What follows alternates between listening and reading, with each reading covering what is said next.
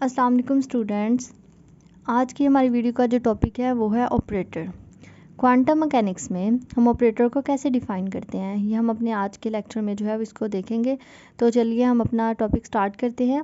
All possible measurements we can make on a particle is described by operator. कोई भी एक particle है उसकी मेजरमेंट के लिए हमें ऑपरेटर का यूज़ करना पड़ता है। ठीक है, किसी भी पार्टिकल की मेजरमेंट के लिए हम ऑपरेटर का यूज़ करते हैं। अब पार्टिकल भी बेसिकली पार्टिकल क्या होता है ये भी आपको पता होना चाहिए। पार्टिकल में क्या होता है कि we define all the particles in term of wave function. हम तमाम पार्टिकल्स को वेव फंक्शन की फॉर्म में डिफ़ाइन करते हैं। तो जैसे ही हम ऑपरेटर का भी क्योंकि पार्टिकल की मेजरमेंट के लिए हमें ऑपरेटर का यूज़ करना है तो हम ऑपरेटर में भी वेव फंक्शन यूज़ करेंगे क्योंकि पार्टिकल डिफ़ाइन ही वेव फंक्शन से होता है। तो इसीलिए ऑपरेटर की अब जो एग्जैक्ट डेफिनेशन है हम वो देख लेते हैं। ये तो हमने यूज़ देखा ना कि ऑपरेटर को यूज़ कहाँ पे करते हैं। अब उसकी डेफिनेशन को देखते हैं हम कि an operator is a mathematical operation on the wave function that produce an other wave function. Operator जो है वो एक ऐसा मैथमेटिकल ऑपरेशन है, जब हम उसे वेव फंक्शन पे ऑपरेट करवाएंगे तो हमें जो है एक नया फंक्शन मिलेगा। ठीक हो गया। तो क्योंकि हमने पार्टिकल में वेव फंक्शन का जिक्र किया था तो हम ऑपरेटर में वेव फंक्शन का यूज़ करेंगे। वेव फंक्शंस पे ऑपरेटर को ऑपरेट कराने से हमें एक नया फंक्शन मिलेगा। ये होती है ऑपरेटर की डेफिनेशन। तो एग्जैक्ट डेफिनेशन ठीक है, हम इसको एग्जाम्पल से देख लेते हैं तो ज़्यादा अच्छे से समझ आ जाएगी। जैसा कि ये हमारे पास एक मैपिंग है। ठीक है, ए हमारे पास क्या है यहाँ पे ऑपरेटर है और साई एक्स एक फंक्शन है जो कि दूसरे फंक्शन में जो है वो मैप कर रहा है साई प्राइम ऑफ एक्स पे। तो हमने ये एक फंक्शन ले लिया यहाँ पे साइन एक्स और एक ऑपरेटर ले लिया है जो कि क्या है डेरिवेटिव है D over D of x का। जब हम इस ऑपरेटर को इस फंक्शन पे ऑपरेट कराएंगे तो देखें डेरिवेटिव साइन एक्स का क्या डेरिवेटिव होता है कोस एक्स होता है। फंक्शन को जब फंक्शन पे डेरिवेटिव हमने ऑपरेट कराया यानी कि ऑपरेटर को ऑपरेट कराया तो हमें एक नया फंक्शन मिला कोस एक्स मिल गया। तो कोस एक्स भी हमारे पास यहाँ पे एक फंक्शन है। तो हमें क्या इसको हमने क्या नाम दे दिया साई प्राइम ऑफ एक्स का नाम दे दिया। ये एग्जांपल क्या शो कर रही है कि जब हम फंक्शन पे ऑपरेटर को ऑपरेट कराएंगे तो हमें एक नया फंक्शन मिल जाएगा। तो यही हमने ऑपरेटर की डिफाइन में पढ़ा था। तो ये एग्जांपल से क्लियर हो गया कि ऑपरेटर की डेफिनेशन क्या होती है। आगे जो है ये हमारे पास क्या है ऑपरेटर की एक प्रॉपर्टी है, हम इसको देख लेते हैं कि इसमें क्या है।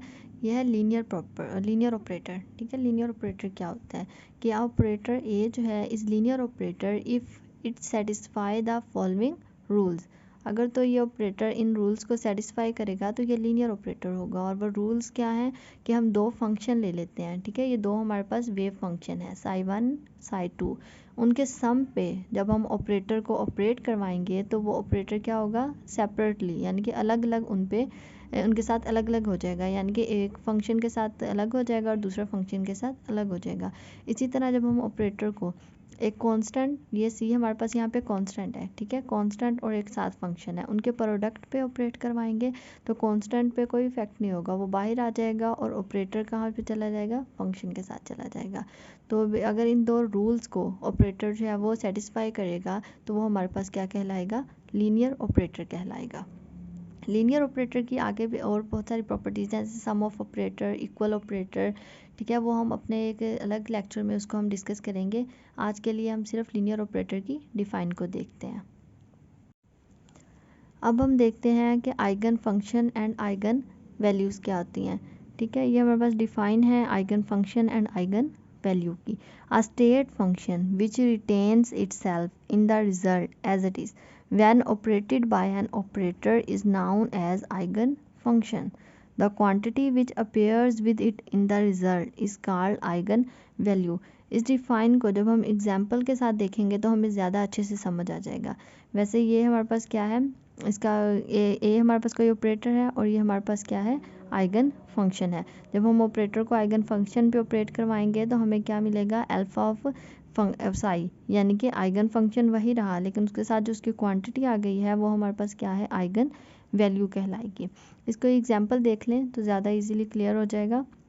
जैसा कि ये हमने एक फंक्शन ले लिया 3 cos omega of t plus phi. ठीक है, यहाँ पे ओमेगा और फाई क्या है हमारे पास कांस्टेंट है।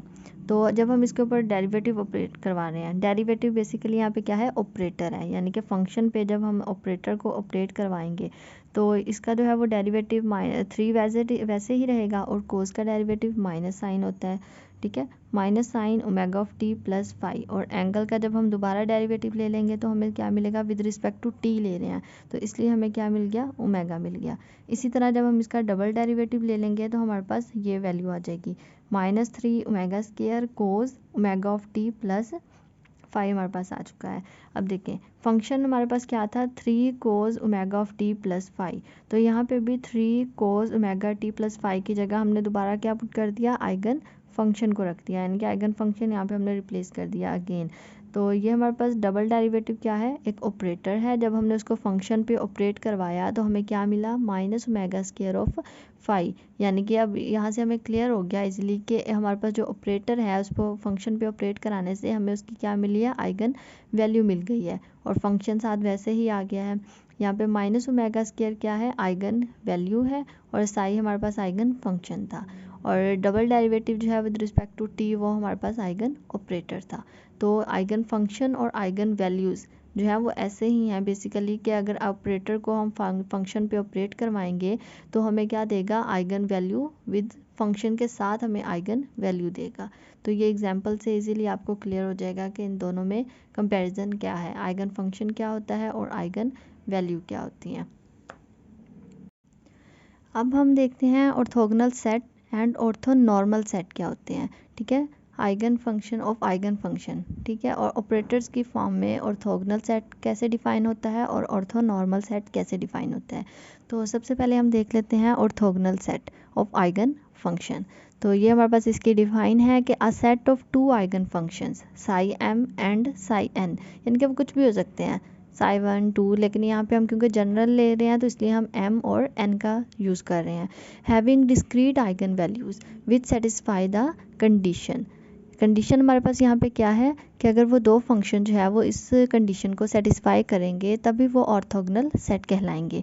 जैसे कि है इंटेग्रल है हमारे पास psi m asterisk psi n d cube of r equal to 0, यानी कि अगर ये कंडीशन ये फॉर्म हमारे पास इक्वल टू 0 हो जाएगी तो हमारे पास जो फंक्शन होगा आइगन फंक्शन क्या कहलाए, orthogonal set of eigen function कहलाएगा। ठीक हो गया, ये है हमारे पास ऑर्थोगोनल सेट है। और इसी रिलेशन को यानी कि यहाँ पे m और n जो है वो इक्वल नहीं होंगे, और क्योंकि ये जनरल है तो ये 1 2 3 सो ऑन इसकी कोई भी वैल्यूज़ ये हो सकती हैं हमारे पास m और n की, लेकिन वो दोनों डिफरेंट होंगे, इक्वल नहीं होंगे। और उसके बाद above relation can also be symbolized as, यानी कि इस रिलेशन को हम इस फॉर्म में भी लिख सकते हैं, जैसा कि ये ब्रैकेट में है साई एम साई एन, ऐसे भी लिख सकते हैं, इसके ऊपर हम स्टैटिक दे के भी लिख सकते हैं और इसको ओपन करके भी लिख सकते हैं। इन तीनों फॉर्म में से हम कोई भी फॉर्म यूज़ कर लेंगे, इन दोनों में से अगर कोई भी फॉर्म इक्वल टू 0 आ जाएगी तो वो ऑर्थोगोनल सेट होगा हमारे पास। और अबव रिलेशन जो है अगर इक्वल टू 1 आ जाएगा, यानी कि जैसे ये इक्वल टू 0 है लेकिन अगर यही रिलेशन इक्वल टू 1 यानी कि इसका आंसर इक्वल टू 1 होगा तो वो हमारे पास नॉर्मलाइज्ड सेट होगा। ठीक है, यहाँ पे भी m और n डिफरेंट हैं और इनकी जो वैल्यूज़ हैं 1 2 3 सो ऑन कुछ भी हो सकती हैं। ये हमारे पास है ऑर्थोगोनल सेट। और ऑर्थोनॉर्मल सेट ऑफ फंक्शन क्या होता है कि अगर देखिए यहाँ पे हमने ऊपर पढ़ा दो कंडीशंस कि एक तो क्या होगा सेट ऑर्थोगोनल, फंक्शन क्या होगा ऑर्थोगोनल होगा, और दूसरा क्या होगा नॉर्मलाइज्ड होगा। अगर यही दोनों कंडीशंस हम एक ही फॉर्म दोनों कंडीशंस को इकट्ठे यूज़ करेंगे तो वो हमारे पास क्या होगा ऑर्थोनॉर्मल सेट होगा। जैसा कि ये है when a set of eigen function is, यानी कि आइगन फंक्शन ऑर्थोगोनल भी हो नॉर्मलाइज्ड भी हो, जब ये दोनों होंगे तो वो किस फॉर्म में चला जाएगा, हमारे पास orthonormal set of eigen function की फॉर्म में चला जाएगा। जैसा कि ये है, और इसको हम किससे डिनोट करते हैं, यानी कि इसका रिजल्ट किसके इक्वल आता है डेल्टा एम एन के। और ये डेल्टा एम हमारे पास क्या होता है, ये हमारे पास क्या होता है कैनोनिकल डेल्टा होता है। ठीक है, इसका रिजल्ट इस तरह के है कि अगर m और n जो है वो इक्वल होंगे तो for all m n equal होंगे तो आंसर हमारे पास 1 आएगा, और अगर फॉर ऑल एम एन हमारे पास डिफरेंट वैल्यूज़ होंगी तो आंसर हमारे पास क्या आएगा 0 आएगा।